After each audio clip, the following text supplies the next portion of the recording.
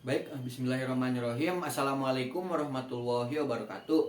Perkenalkan, nama saya Muhammad Ihsan Arisandi dari kelas TM21E akan menjelaskan tentang aktuator.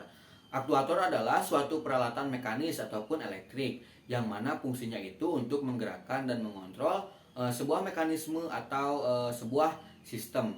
Nah, aktuator ini diaktifkan oleh lengan mekanik yang dimana lengan mekanik ini digerakkan oleh motor listrik yang dikendalikan oleh microcontroller yang diprogram sebagai media pengontrol otomatis.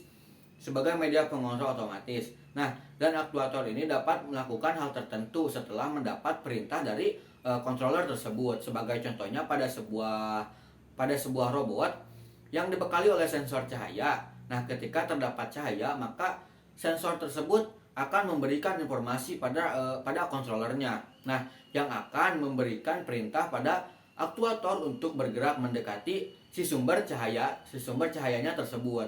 Nah, aktuator ini terdapat 4 jenis. Yang pertama ada aktuator listrik, ada aktuator hidrolik, ada aktuator pneumatik, dan yang keempat ada aktuator mekanik. Nah, di kesempatan kali ini saya akan menjelaskan tentang aktuator listrik. Nah, di mana pada aktuator listrik ini mempunyai prinsip kerja mengubah sinyal elektrik atau sinyal listrik menjadi gerak mekanik. Nah, pada prinsip kerjanya aktuator listrik ini dibekali koil dengan fungsi sebagai penggeraknya. Yang mana ketika koil ini mendapatkan sumber tegangan, maka koil tersebut akan berubah menjadi sebuah medan magnet. Nah, dari medan magnet tersebut yang akan merubah energi listrik menjadi energi gerak mekanik. Nah, pada aktuator listrik ini ada beberapa jenis. Di antaranya seperti solenoid, ada motor DC, ada motor servo, dan induktansi AC. Nah, pada solenoid ini adalah sebuah palep atau katup yang dimana sebuah kumpulan atau solenoida ini yang akan mengendalikan katup dengan arus listrik AC ataupun DC. Pada katup solenoid ini biasanya banyak digunakan pada sistem fluida. Contohnya penggunaan solenoid palep seperti pada sebuah tandan air, yang mana solenoid palep ini berfungsi sebagai pengatur pengisian air agar tandan tersebut tidak sampai kosong.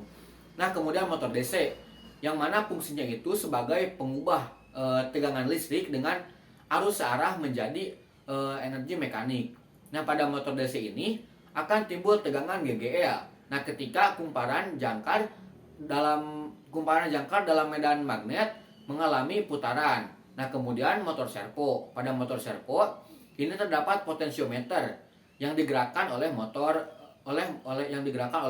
Nah, potensiometer ini berfungsi sebagai pengendali posisi sudut servo dengan memberikan sinyal ke dalam sistem kontrol. Nah, ketika sinyal dalam bentuk PWM diberikan, poros motor akan bergerak sesuai dengan posisi yang ditargetkannya. Nah, ketika lebar sinyalnya 1,5 ms, maka akan bergerak dengan sudut 90 derajat.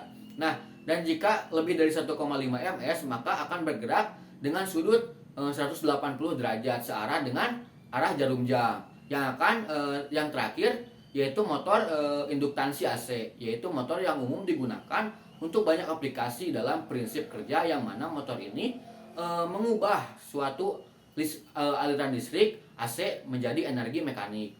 Nah, pada medan magnet motor yang dibangkitkan starter akan menghasilkan fluida pada rotor sehingga rotor tersebut dapat berputar, namun berputar di bawah kecepatan sinkron atau kecepatan rotasi medan magnetik pada mesinnya. Nah, motor induktasi ini terdapat dua jenis. Yang pertama adalah induktasi 1 atau pasa, dalam induktasi 3 pasa. Pada motor induktasi 1 pasa terdapat bagian penting yaitu rotor dan stator. Rotor merupakan bagian yang berputar dari motor yang umumnya berbentuk silinder dan bergerigi. Lalu stator merupakan bagian yang diam dari motor. dengan bentuk silinder yang melingkari seluruh badan rotor. Nah, cukup sekian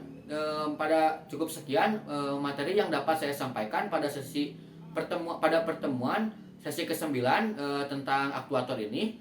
Kurang lebihnya mohon maaf karena saya masih dalam proses pembelajaran. Billahi taufik wa hidayah. Wassalamualaikum warahmatullahi wabarakatuh.